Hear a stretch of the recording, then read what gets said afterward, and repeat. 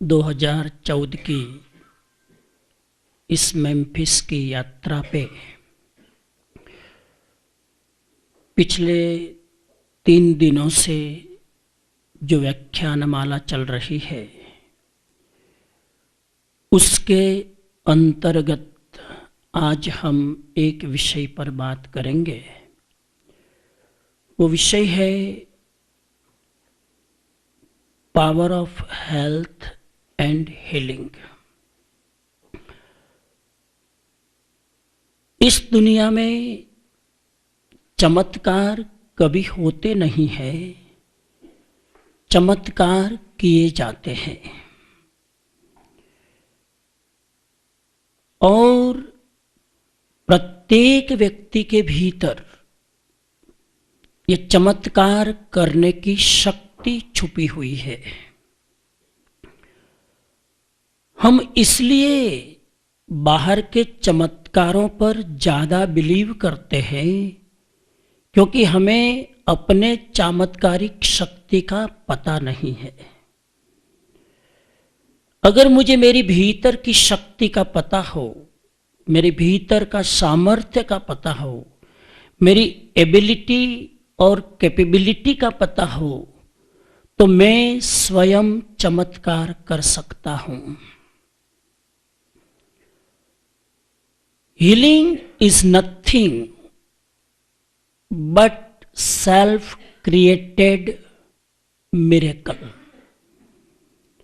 Healing process और कुछ नहीं है, स्वयं के द्वारा किया गया एक मिरेकल है। आज हम जिस वर्ल्ड में जी रहे हैं वो हीलिंग की दुनिया है। आज हम जिस दुनिया में जी रहे हैं वो अब छोटी मोटी चीजों के द्वारा हम अपने शरीर में, अपने मन में, अपने विचारों में, अपने भावों में कुछ परिवर्तन नहीं कर सकते। अब परिवर्तन करना है तो स्ट्रॉन्ग माध्यम अपनाना पड़ेगा।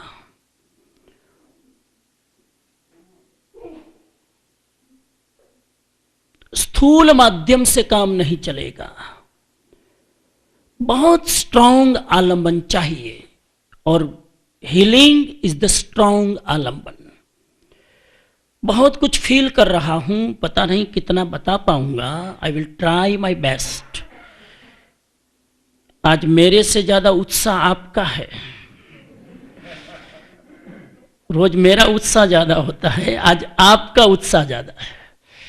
इसलिए जरूर मैं मानूंगा कि आपका उत्साह मुझे हील करेगा और पावर देगा कुछ बोलने के लिए।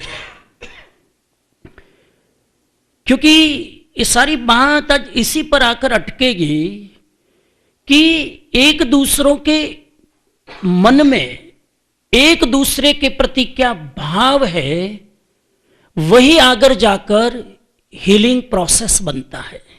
हम बात करेंगे, लेकिन उस बात करने के पहले कुछ बेसिक बातें समझ लें। पहली बात, शरीर is not a structural phenomenon.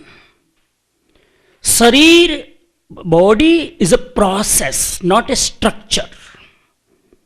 ये हमारा शरीर स्ट्रक्चर नहीं है, प्रोसेस है।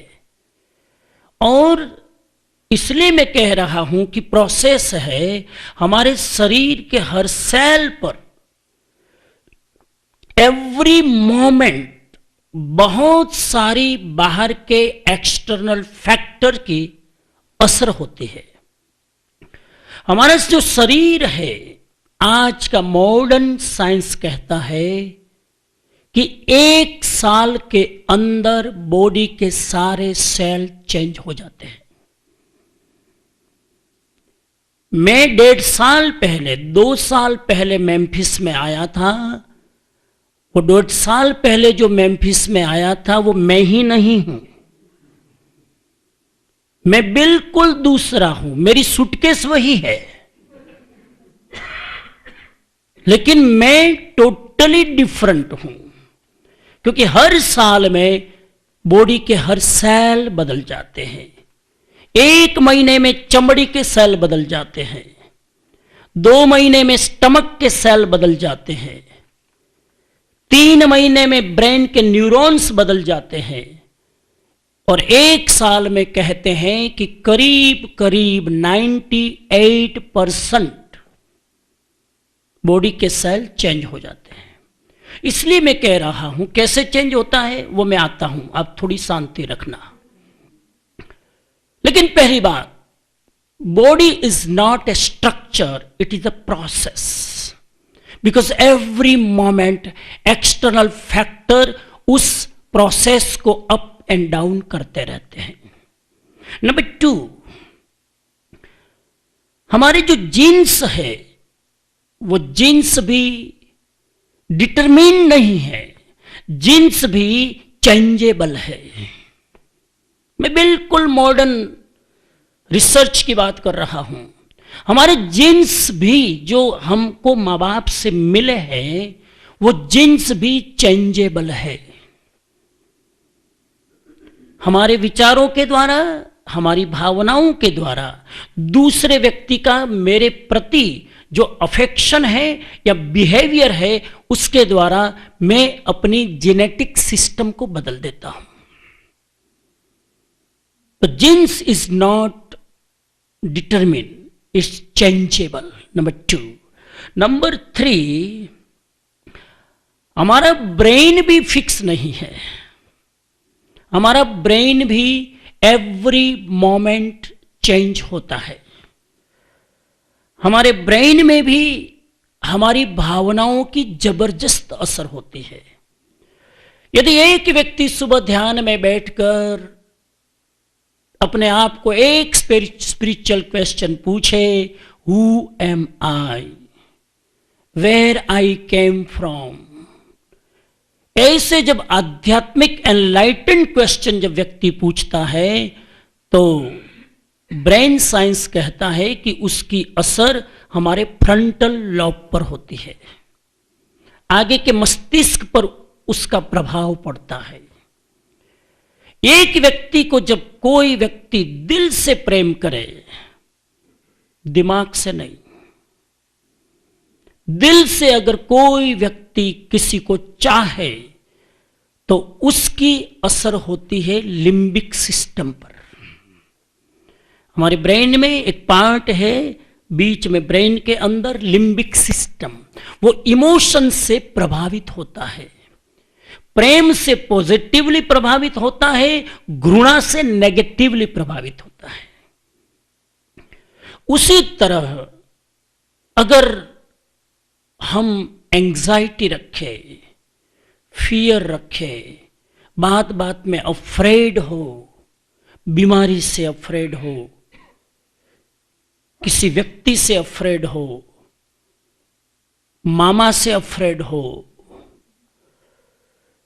जॉब छूट ना जाए उससे अफ्रेड हो, इन सारी सिस्टम की असर होती है। हमारे ब्रेन के पीछे एक पार्ट है मेडुला, वो मेडुला ओब्लैंगेटा पर उस नेगेटिव इमोशन की जबरदस्त असर होती है।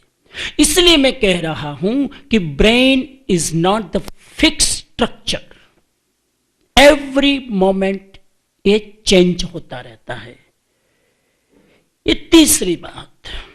चौथी बात मैं आपसे निवेदन करना चाहता हूं कि इन सारी चीजों के बावजूद हमारे संबंधों के, हमारे रिलेशन के, हमारे व्यक्तित्व पर, हमारे सेल पर, हमारे न्यूरॉन्स पर, हमारी टिश्यू पर जबरदस्त असर होती है।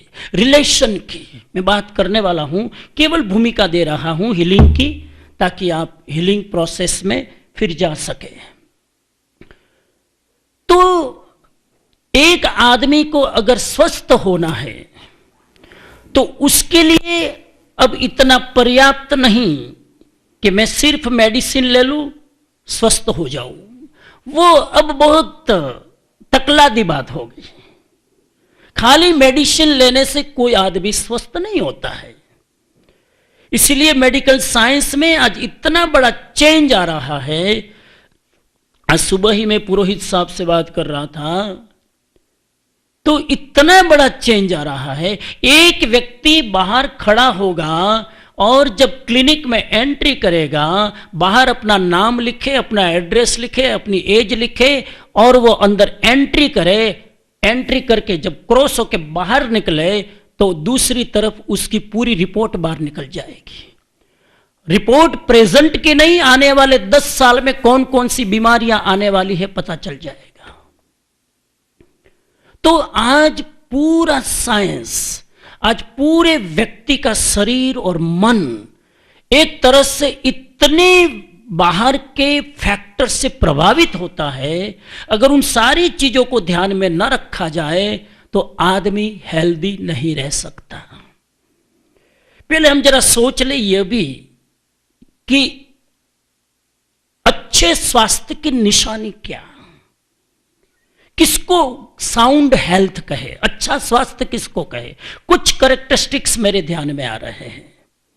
अच्छे स्वास्थ्य की पहली पहचान है आपका पाचन तंत्र कैसा है, डाइजेस्टिव सिस्टम। भोजन बराबर पचता है, व्यवस्थित, तो आप स्वस्थ है। भोजन क्यों नहीं पचता है उसके कारणों में हम न जाए। केवल फूड ही भोजन पचने का कारण नहीं है। कई बार डाइजेस्टिव डिसऑर्डर के कारण आपके फूड में नहीं है, आपके शरीर में नहीं है, आपके इमोशन में है। एंग्जाइटी बहुत है तो पाचन तंत्र गड़बड़ा जाएगा। फियर बहुत है, पाचन तंत्र गड़बड़ा जाएगा। तो पहली चीज, हेल्दी व्यक्ति का लक्षण आपका पाचन तंत्र कैसा है। नंबर 2, बहुत शॉर्ट में बात कर पाऊंगा।